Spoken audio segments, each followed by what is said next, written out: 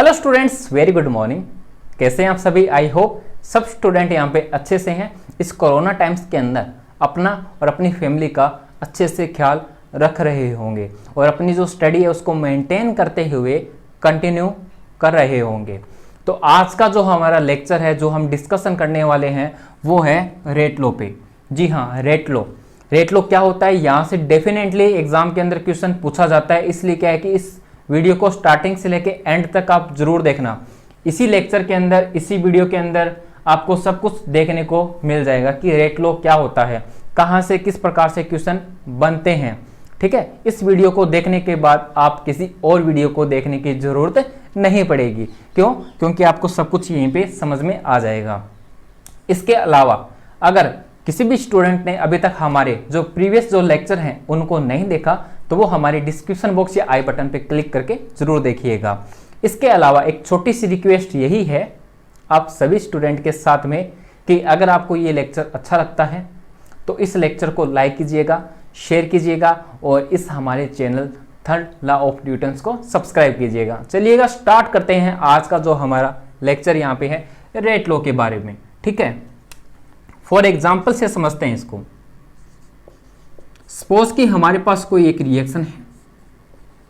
इस रिएक्शन के अंदर देखिएगा 2a + b क्या बना रहा है? एक प्रोडक्ट बना रहा है। हम डिस्कशन करने जा रहे हैं आज रेट लो के बारे में। रेट लो होता क्या है उसको समझिएगा। रेट लो क्या होता है कि कोई भी रिएक्शन अगर चल रही है, ठीक है ना, कोई भी रिएक्शन अगर क्या है कि पार्टिसिपेट कर रही है, रिएक्टेंट से प्रोडक्ट अगर बना रहा है, तो कहने का मतलब क्या है कि रिएक्शन की स्पीड, कहने का मतलब क्या है कि यहां पे जो ये रिएक्शन स्टार्ट हो रही है तो ये जो रिएक्शन है वो डिपेंड करती है किस पे? स्पीड पर। किन की स्पीड पे? रिएक्टेंट और इस प्रोडक्ट की जो कंसंट्रेशन होती है उस पे क्या करती है?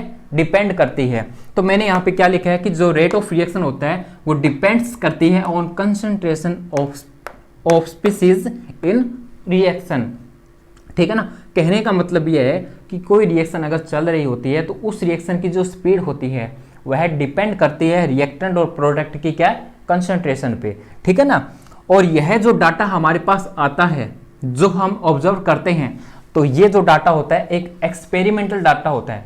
जो हम यहाँ पे रेट लो निकालेंगे वो एक एक्सपेरिमेंटल डाटा होता है, ना कि थ्योरेटिकल डाटा होता है। अपने आप से नहीं बनता, ये एक एक्सपेरिमेंटल वैल्यू होती है जो कि एक्सपेरिमेंट करने के बाद ही अपने को पता चलती है। तो ये हमारे पास कोई एक रिएक्शन है, तो इस रिएक्शन के लिए अपने को यहाँ पे क्या करना है? रेट लो निकालना है। तो रेट लो किस प्रकार से निकाल सकते हैं तो उस चीज को आप ध्यान से समझिएगा। चलिएगा निकालते हैं एक्सपेरिमेंट से। एक्सपेरिमेंट, इस रिएक्शन पे हमने कोई एक्सपेरिमेंट किया, ठीक है ना। तो सबसे पहले क्या है कि सपोज मैंने यहां पे माना है, ठीक है ना, मैंने यहां पे माना है कि जो इस ए की जो कंसंट्रेशन होती है वो मैंने यहां पे क्या की है? डबल की है। ठीक है ना, ए की कंसंट्रेशन मैंने यहां पे क्या की है? डबल की है। तो उसके हिसाब से जो रेट ऑफ रिएक्शन भी क्या हो जाएगा मेरा? यहां पे डबल हो जाएगा। ठीक है ना, कितना भी हो सकता है, डबल हो सकता है, हाफ हो सकता है, 4 टाइम्स हो सकता है, कितना भी हो सकता है। मैंने यहाँ पे माना है कि ए की कंसंट्रेशन यहाँ पे डबल होने के साथ साथ यहाँ पे जो रेट ऑफ रिएक्शन भी है वो भी क्या हो रही है? डबल हो रही है।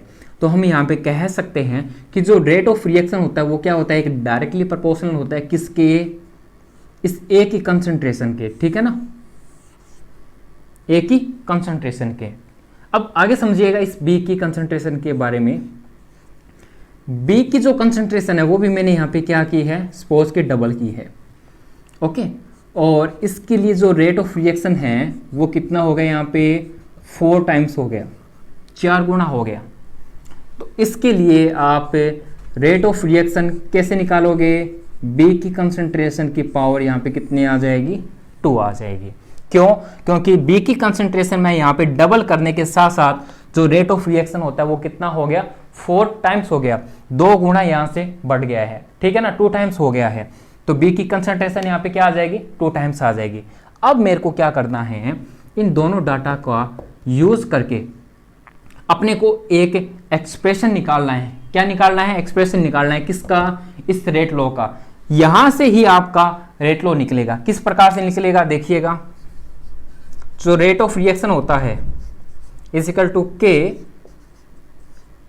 ए की कंसंट्रेशन की पावर 1, बी की कंसंट्रेशन कितनी है यहाँ पे डबल है। ये लीजिएगा, ये जो आपके पास में जो डाटा है एक एक्सपेरिमेंटल से आया है और इसी को अपने क्या बोलते हैं, रेट लॉ एक्सप्रेशन। ये लीजिएगा, और यहां पे जो k है वो यहां पे हो जाएगा रेट कांस्टेंट।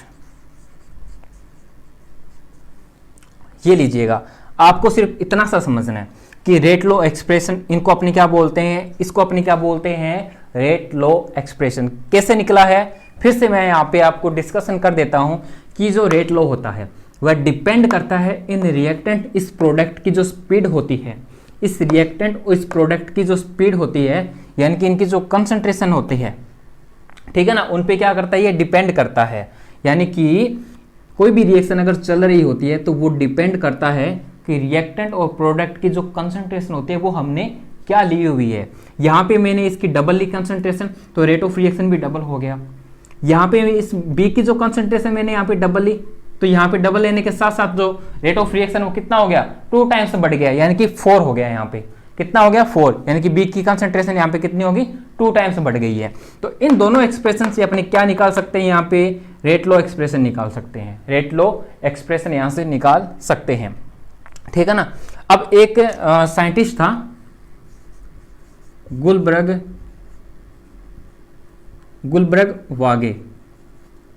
एंड वागे, तो इन्होंने क्या बताया था कि रेट लॉ का जो एक्सप्रेशन होता है वो इन्होंने क्या बताया था कि आपके पास में क्या है, एक रेट कांस्टेंट है और ए की कंसंट्रेशन क्या है यहाँ पे 2 और बी की कंसंट्रेशन क्या है 1। इन्होंने ये बताया था कि जो भी स्टोइकियोमेट्री होता है वो क्या है कि इस कंसंट्रेशन की पावर में आके जुड़ जाता है। हाँ, क्या बताया था, जो गुलबर्ग और जो वागे जो साइंटिस्ट थे उन्होंने ये बताया था, इस रेट लॉ का जो एक्सप्रेशन है वो उन्होंने निकालने का तरीका उन्होंने ये बताया था, शॉर्टकटली ये बताया था कि आप ऐसे ना निकालिए, आप ऐसे डायरेक्ट निकाल लीजिएगा। कैसे कि इनका जो स्टोइकियोमेट्री होता है, यानी कि इनकी कंसंट्रेशन के आगे जो भी लिखा होता है वो आप क्या करो, यहाँ पे पावर में लगा दीजिएगा, तो आपका यहाँ से क्या निकल जाएगा, रेट लॉ निकल जाएगा, रेट लॉ निकल जाएगा। लेकिन हमें आपको पहले से बता दिया कि एक एक्सपेरिमेंटल डाटा होता है, थ्योरेटिकल डाटा नहीं होता। रिएक्शन को देख के कभी भी रेट लॉ नहीं निकाला जा सकता, ये एक एक्सपेरिमेंटल डाटा होता है, इसलिए इसको कट कर देना, ठीक है ना। गुलबर्ग और जो वागे थे इन्होंने एक गलत और एक जो इन्फॉर्मेशन इन्होंने दी थी वो क्या है कि सही नहीं थी। इसलिए क्या है कि यहां से क्या होता है कि कुछ कुछ जो रिएक्शन होती है वहां पे ये जो फॉर्मूला होता है सही बैठता भी है, लेकिन हर रिएक्शन के अंदर ये फॉर्मूला जो है वो सही नहीं बैठता है। यहां से क्या होता है कि जो डाटा बाहर आता है, जो अपने जो रिजल्ट जो निकलता है वो क्या होता है कि कभी तो सही होता है कभी गलत होता है। इसलिए क्या होता है कि इसको ना, मतलब कि टोटली इसको गलत साबित कर दिया गया था गुलबर्ग और वागे को, ठीक है ना। आपको क्या करना है कि एक्सपेरिमेंटली ही इसको निकालना है। आगे चल के आपको और अच्छे से डिटेल से बताते हैं कि किस प्रकार से इस रेट लॉ को अपने निकाल सकते हैं, ठीक है ना। सेकंड अपने एग्जांपल लेते हैं यहाँ से। आई होप आपको इतना समझ में आ गया होगा। चलते हैं सेकंड क्वेश्चन पे। अब देखिएगा स्टूडेंट्स, यहाँ पे अपने एक क्वेश्चन लेते हैं और सेम क्वेश्चन लेते हैं, उस वही 2a + b गिव्स प्रोडक्ट। तो आपको मैंने यहाँ पे बताया था कि जो रेट ऑफ रिएक्शन होता है यहाँ पे डायरेक्टली प्रोपोर्शनल किसके होता है, ए का। ए की कंसंट्रेशन पावर x ले लीजिएगा इस बार आप, ठीक है। रेट ऑफ रिएक्शन, क्योंकि अपने को क्या निकालना है यहाँ से, रेट लॉ एक्सप्रेशन ही समझना है, तो किस प्रकार से अपने निकाल सकते हैं तो वो चीज़ समझिएगा। रेट ऑफ रिएक्शन इस बी के लिए क्या होता है, डायरेक्टली प्रोपोर्शनल होता है किसके, y की कंसंट्रेशन के, ठीक है ना। तो इनके लिए आपको क्या निकालना है यहाँ पे, रेट लॉ एक्सप्रेशन यहाँ से निकालना है। तो किस प्रकार से आप निकाल सकते हो, रेट ऑफ रिएक्शन क्या होता है यहाँ पे, रेट कांस्टेंट किसके लिए, ए की कंसंट्रेशन x पावर x आ जाएगी, बी की कंसंट्रेशन पावर यहाँ पे क्या है y। ये लीजिएगा, ये जो एक्सप्रेशन आया है वो क्या है, रेट लॉ का एक्सप्रेशन आपके लिए, ठीक है ना। अब यहाँ पे जो a होता है वो क्या होता है यहाँ पे, कंसंट्रेशन ऑफ ए की concentration of A.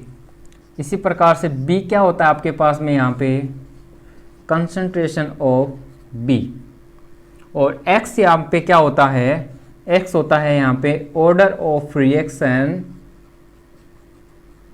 Order of reaction with respect to A, यानी कि ए की कंसंट्रेशन, ठीक है ना। उसी प्रकार से जो y होता है वो भी क्या होता है यहाँ पे order of reaction with respect to B की कंसंट्रेशन की। और इसके अलावा और क्या बच गया हमारे पास में, x प्लस वाई यहाँ से क्या हो जाएगा, अगर आपको यहाँ से ऑर्डर निकालना है x प्लस वाई, अगर इनको आप ऐड कर दिया जाओ, यानी कि जो पावर होती है वो क्या हो जाती है, ऐड हो जाती है, ठीक है ना। तो x प्लस वाई क्या होती है यहाँ पे ऑर्डर ऑफ रिएक्शन, इनको आप n भी बोलते हो, ऑर्डर ऑफ रिएक्शन को आप यहाँ पे क्या बोलोगे, n बोलोगे, ठीक है ना। अब देखिएगा हमारे पास में और क्या बच गया यहाँ पे लास्ट में k क्या होता है, रेट कांस्टेंट। इनको समझ लीजिएगा सबसे पहले, तो आप जो भी आपको अभी तक लिखवाया है किन को आपने क्या बोलते हैं, ये तो हमारा रेट ऑफ रिएक्शन हो गया, ठीक है। तो इनको आप सबसे पहले समझिएगा, अच्छे से इनको देख लीजिएगा एक बार। और एक चीज यहाँ पे ये है कि जो ऑर्डर ऑफ जो रिएक्शन होता है, यानी कि x और जो y होता है, यहाँ पे जो ऑर्डर ऑफ जो रिएक्शन अपने निकालेंगे, यानी कि ये फर्स्ट ऑर्डर है, सेकंड ऑर्डर है, ये हाफ ऑर्डर है, कुछ भी हम जो निकालेंगे वो हमेशा क्या होता है, या तो जीरो हो सकता है, नेगेटिव में हो सकता है ऑर्डर हमारा, पॉजिटिव में वैल्यू आ सकती है, ठीक है ना, या फिर क्या हो सकता है कि फ्रैक्शन वैल्यू हो सकती है। उसी प्रकार से जो y है, y के लिए भी ये सेम हो जाएगा, y के लिए भी ये सेम हो जाएगा, यानी कि जो y यानी कि ऑर्डर ऑफ रिएक्शन है वो जीरो हो सकता है, नेगेटिव में हो सकता है, पॉजिटिव में हो सकता है, और क्या हो सकता है, फ्रैक्शन में हो सकता है, ठीक है ना स्टूडेंट्स। आई होप आपको इतना समझ में आया होगा। तो इसके बेस पे अपने क्या करते हैं, कुछ एग्जाम्पल करते हैं, कुछ अच्छे कुछ क्वेश्चन लेते हैं, उनको और अच्छे से डिटेल से समझते हैं। चलिएगा स्टार्ट करते हैं क्वेश्चन से। अब देखिएगा स्टूडेंट, यहाँ पे जो k होता है उसको अपने सबसे पहले समझ लेते हैं कि जो k होता है इसको हम रेट कांस्टेंट भी बोलते हैं, वेलोसिटी कांस्टेंट भी बोलते हैं, स्पेसिफिक रिएक्शन रेट भी बोलते हैं। अभी अभी हमने निकाला था कि जो ROR होता है, यानी कि रेट ऑफ रिएक्शन क्या होता है कि A की कंसंट्रेशन की पावर x, B की कंसंट्रेशन की पावर यहाँ पे y। और यहाँ पे क्या है कि अगर इन स्पीसीज, यानी कि जो हमने A और जो B लिया है, इनकी जो कंसंट्रेशन है, इनकी यूनिटी को अगर अपने क्या मान लेते हैं, 1 मान लेते हैं। If concentration of all species in rate law expression is unity 1, इस A की कंसंट्रेशन और इस B की जो कंसंट्रेशन की जो यूनिटी हम क्या मान लेते हैं, 1 मान लेते हैं। तो उसके हिसाब से हमारा जो rate of reaction is equal to यहाँ पे क्या हो जाएगा, K, ठीक है ना। ये हमारे पास एक्सप्रेशन आ जाएगा। अब अपने को यहाँ से क्या निकालना है, इसकी यूनिट निकालनी है, यूनिट ऑफ ए के, यानी कि unit of a rate constant की आपको यहाँ पे यूनिट निकालनी है। यहीं से क्वेश्चन बनना स्टार्ट होता है, जी हाँ, यहीं से ही क्वेश्चन बनना स्टार्ट होता है।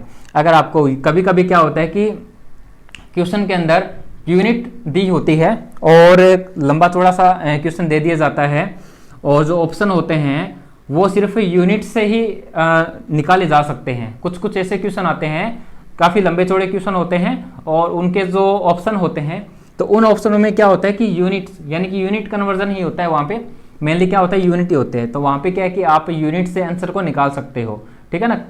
वो इसलिए आपको इस प्रकार से क्वेश्चन देते हैं कि ताकि जो स्टूडेंट होता है वो कन्फ्यूज हो जाए।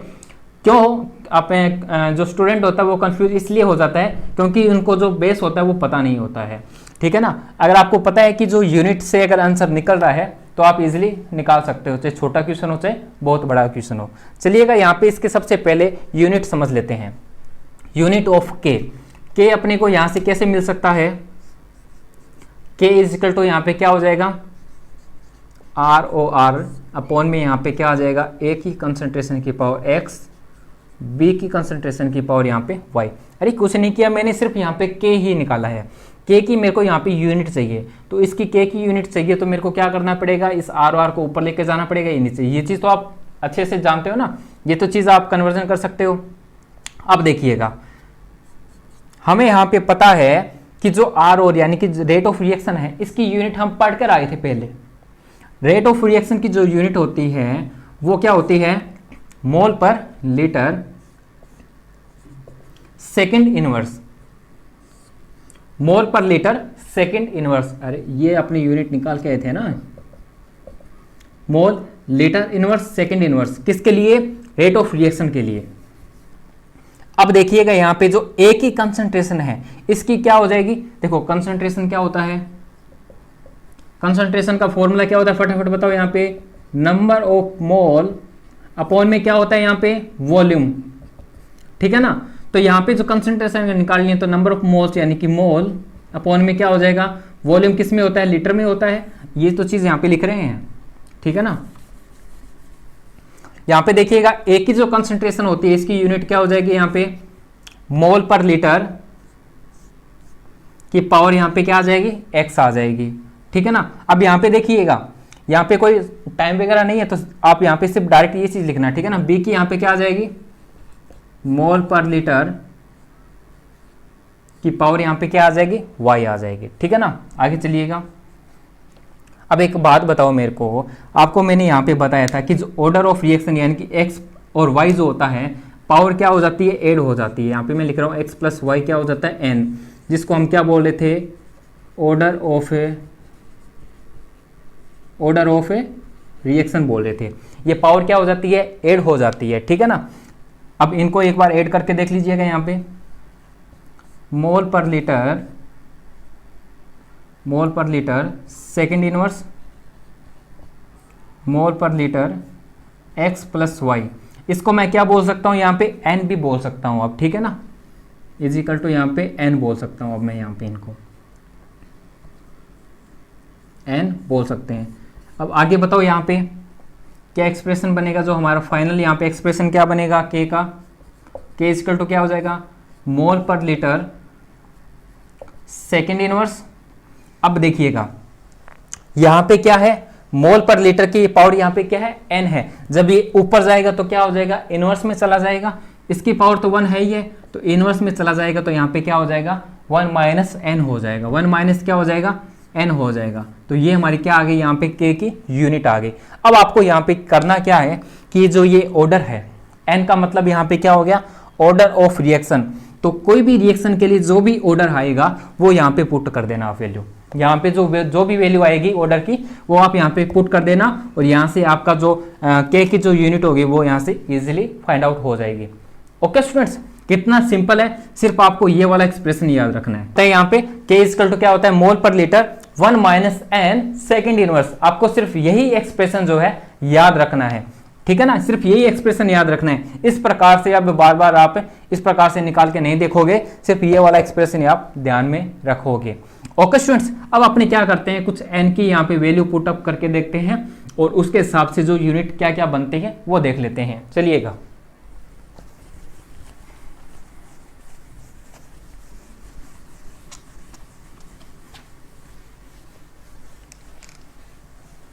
समझिएगा। यहाँ पे हमारे पास में सपोज की एन की यहाँ पे क्या है, ऑर्डर ऑफ रिएक्शन यानी कि एन, और यहाँ पे क्या हो जाएगी, यूनिट, किसकी यूनिट हो जाएगी, यहाँ पे के की यूनिट हो जाएगी, यानी कि रेट कांस्टेंट की यहाँ पे यूनिट हो जाएगी। तो सपोज करो कि हमारे पास यहाँ पे क्या है, जीरो ऑर्डर रिएक्शन है। जीरो ऑर्डर रिएक्शन के लिए आपको यहाँ पे क्या बताना है, इसकी यूनिट आपको बतानी है। तो आपको फॉर्मूला आपको बता रखा है, के इक्वल टू क्या होता है, यहाँ पे फिर से बोलिएगा, मोल पर लीटर 1 माइनस में क्या हो जाएगा, एन और सेकेंड इनवर्स, ठीक है ना। अब देखिएगा यहाँ पे एन की वैल्यू यानी कि एन यहाँ पे क्या है, ऑर्डर है, यहाँ पे क्या पुट करना है आपको, 0 पुट करना है। तो आप जैसे यहाँ पे 0 पुट करोगे तो यहाँ पे आपके पास में क्या आ जाएगा, 1 मोल पर लीटर की पावर यहाँ पे क्या आ जाएगी, 1 और सेकेंड इनवर्स। इस प्रकार से इजीली आप निकाल सकते हो। चलिएगा, उसी प्रकार से फर्स्ट ऑर्डर रिएक्शन के लिए आपको यहाँ पे यूनिट निकालनी है। तो क्या हो गया यहाँ पे फर्स्ट ऑर्डर के लिए, आपने यहाँ पे 1 रखा, तो 1 माइनस ये 1 यहाँ पे क्या हो जाएगा 0, तो ये पूरा का पूरा कैंसिल आउट हो जाएगा। तो यहाँ पे क्या हो जाएगा सेकंड इनवर्स आ जाएगा। उसी प्रकार से सेकंड ऑर्डर रिएक्शन के लिए क्या हो जाएगा यहाँ पे माइनस का 1 आ जाएगा, मोल पर लीटर -1 और सेकंड इनवर्स। ओके स्टूडेंट्स, इसी प्रकार से अगर मैं यहां पे लेता हूं माइनस हाफ ऑर्डर रिएक्शन, आपको मैंने बताया था कि जो ऑर्डर होता है वो 0 भी हो सकता है, प्लस में भी वैल्यू हो सकती है इसकी, माइनस में भी हो सकती है और कोई भी फ्रैक्शन भी हो सकती है, ठीक है ना, फ्रैक्शन में भी इसकी वैल्यू हो सकती है। तो इसके लिए बताइएगा, अगर मैं यहाँ पे -1/2 रखूंगा तो माइनस माइनस ये क्या हो जाएगा प्लस, तो इसके लिए यूनिट क्या बनेगी, मोल पर लीटर के लिए कितना हो जाएगा 3/2 सेकेंड इनवर्स, ये लीजिएगा। और nth ऑर्डर के लिए ये फॉर्मूला है ये आपके पास में, nth ऑर्डर के लिए,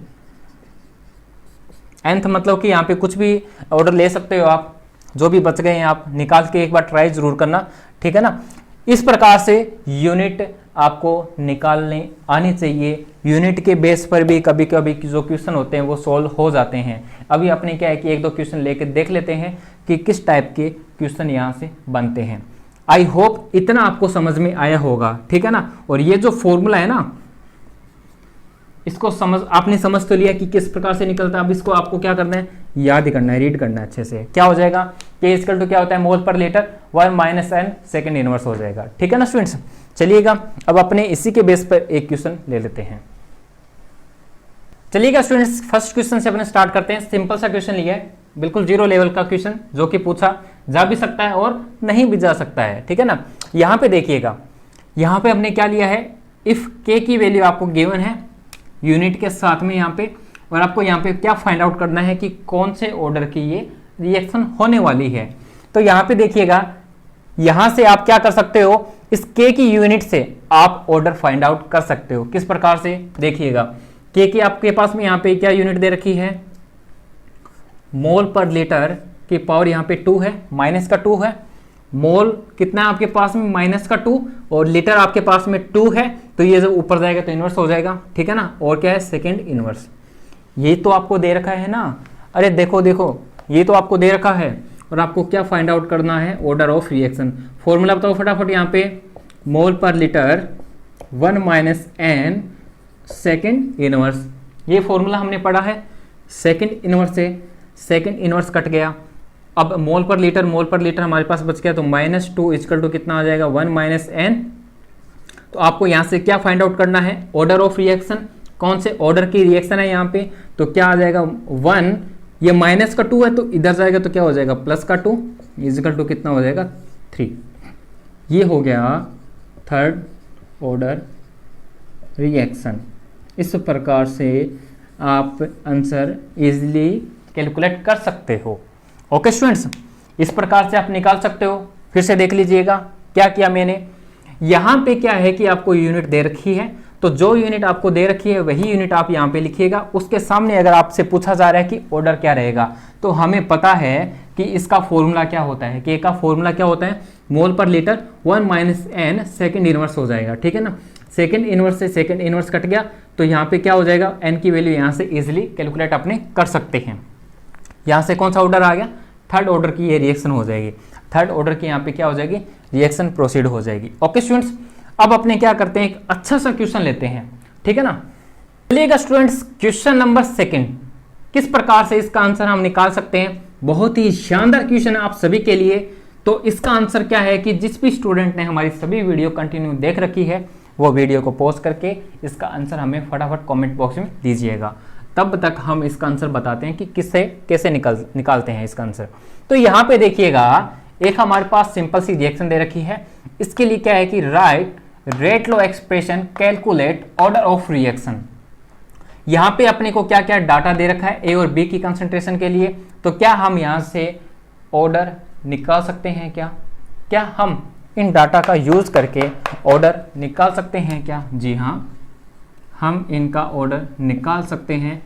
ए की कंसंट्रेशन हमारे पास में कितनी 2, बी की कंसंट्रेशन हमारे पास में कितनी -1। तो ऑर्डर हम कैसे निकालते थे? एन का मान हम कैसे निकालते थे? x plus Y. एक्स हमारे पास कितना 2 और y कितना हमारे पास -1। तो यहां से क्या आ गया हमारे पास? First order reaction. First order reaction हो जाएगी हमारे पास यहाँ पे।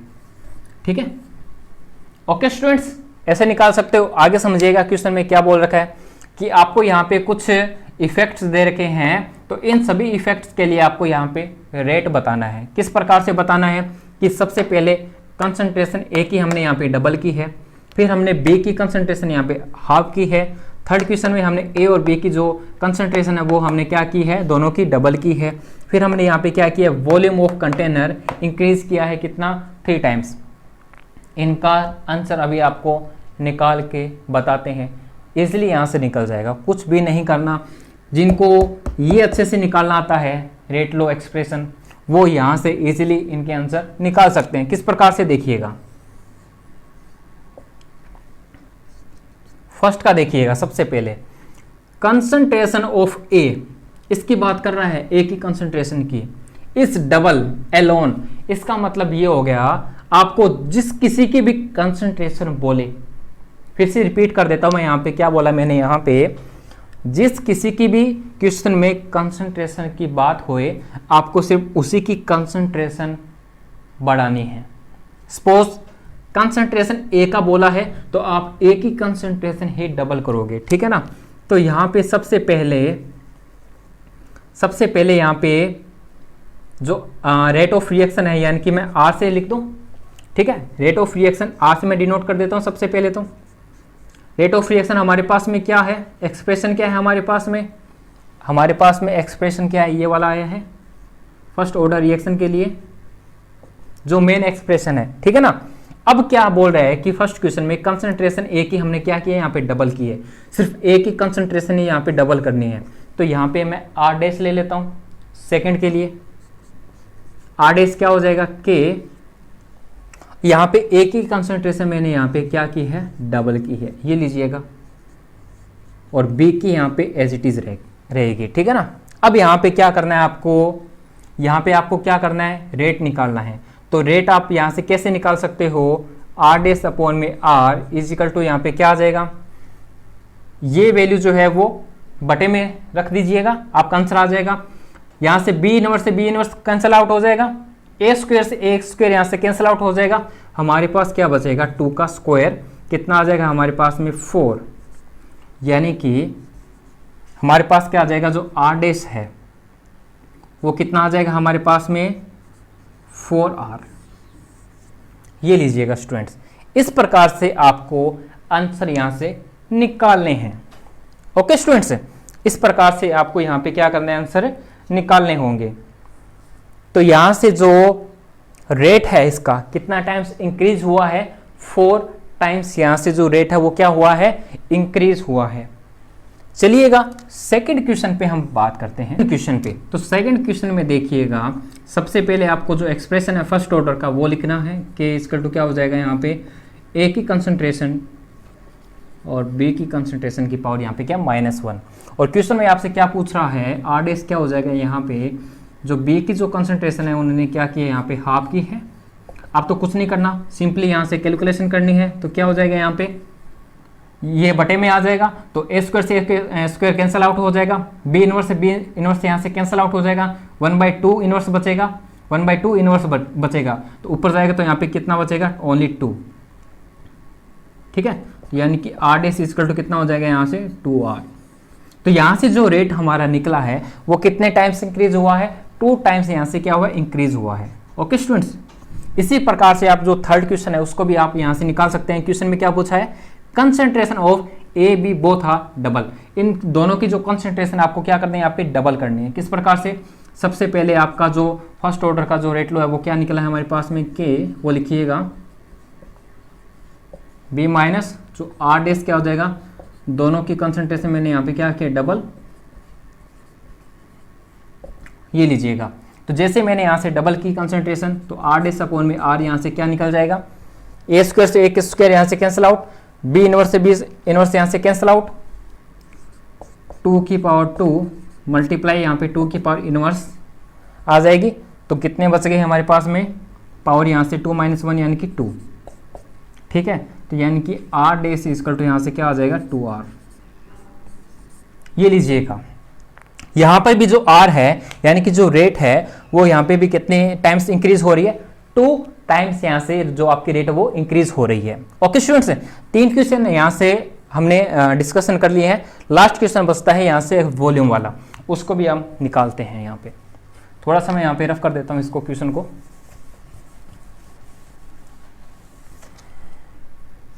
यहाँ तक भी कर देते हैं इसको, ये हो गया, ये भी हो गया। चलिएगा 4th टाइप का देखिएगा क्वेश्चन। अब एक चीज़ आपको यहाँ पे समझनी थी, क्या चीज़ यहाँ पे समझनी थी, वॉल्यूम दे रखा है कंटेनर के अंदर जो कि इंक्रीज हो रहा है कितना टाइम्स, 3 टाइम्स यहाँ पे इंक्रीज हो रहा है। वॉल्यूम का कॉन्सेप्ट क्या होता है, वॉल्यूम का कॉन्सेप्ट क्या है, ये होता है क्या, जो कंसंट्रेशन इनवर्सली प्रोपोर्शनल होता है किसके, वॉल्यूम के। क्या आप ये चीज़ जानते हो, नहीं जानते? आपको मैंने बताया था कि जो कंसंट्रेशन होती है वो क्या होती है, नंबर ऑफ मोल्स अपॉन में क्या होता है, वॉल्यूम होता है। क्या यही एक्सप्रेशन होता है कंसंट्रेशन का, इसी प्रकार से निकालते हैं। तो कंसंट्रेशन क्या होती है, इस वॉल्यूम की क्या होती है, इनवर्सली प्रोपोर्शनल होती है ना। अगर कंसंट्रेशन की वॉल्यूम कितना है, 3 टाइम्स बढ़ रहा है, कितना टाइम्स, 3 टाइम्स यहाँ से इंक्रीज हो रहा है, क्या वॉल्यूम बढ़ रहा है।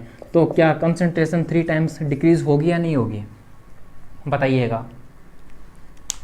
कंसंट्रेशन 3 टाइम्स डिक्रीज होगी ना, क्यों होगी, क्योंकि हमने क्वेश्चन में बोल रखा है कि जो वॉल्यूम होता है वो 3 टाइम्स क्या हो रहा है, इंक्रीज हो रहा है। और ये एक दूसरे क्या होते हैं, इनवर्सली प्रोपोर्शनल होते हैं। ठीक है ना।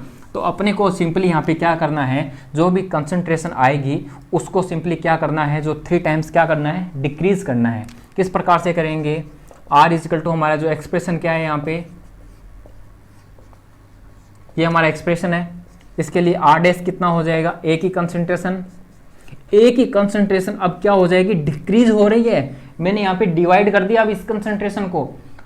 वॉल्यूम अगर 3 टाइम्स इंक्रीज हो रहा है तो कंसंट्रेशन मेरी डिक्रीज होगी, इनवर्सली प्रोपोर्शनल है ये, इसको ध्यान में रखिएगा आप। ठीक है ना, इस कॉन्सेप्ट को। तो यहाँ पे क्या हो गया, डिक्रीज हो गया। इसी प्रकार से बी की भी कंसंट्रेशन क्या हो जाएगी, घट जाएगी। तो यहाँ से सिंपली हम निकाल सकते हैं, कैसे के कैंसिल आउट हो गया। ठीक है ना, ए की ए स्क्वायर से ए स्क्वायर यहाँ से कैंसिल आउट हो गया, यहाँ से क्या आ जाएगा 1/3 की पावर 2, यहाँ से बी इनवर्स कैंसिल हो गया, और 1/3 की इनवर्स 1/3 की पावर क्या आ जाएगी, इनवर्स आ जाएगी। ठीक है ना। तो यहाँ से भी सिंपल कितना आ गया 1/3 टाइम्स आ जाएगा यहाँ से। यानी कि हम बोल सकते हैं कि जो R dash is equal to यहाँ पे क्या आ जाएगा, R अपॉन में 3। ये लीजिएगा 1/3 टाइम्स यहाँ से जो रेट है वो इंक्रीज हो रही है। ठीक है ना, इस प्रकार से। ये हो गया 4th टाइप का question. Okay students, I hope आपको रेट लॉ एक्सप्रेशन अच्छे से समझ में आया होगा। जो भी हमने यहाँ पे डिस्कशन किया है क्वेश्चनों का, 2 क्वेश्चन हमने यहाँ पे डिस्कशन किए हैं, जिसमें मोस्टली जो रेट ऑफ रिएक्शन है उसके बारे में आपको मैंने यहाँ पे समझाया है। फिर भी अगर किसी भी स्टूडेंट को कोई डाउट, इन क्वेश्चन के अंदर कोई डाउट हो कि क्या चीज़ हमें समझ में नहीं आई है, तो वो हमें आप कमेंट बॉक्स में बताइएगा, उसका हम सॉल्यूशन या फिर से हम इनको समझा देंगे। मेरे अकॉर्डिंग मैंने आपको यहाँ पे बहुत अच्छे से यहाँ पे समझाया है, कोई भी प्रॉब्लम आपको क्रिएट नहीं होगी। एक बार फिर से आपको वीडियो फिर से रिपीट करके आप देख लेना। ठीक है ना।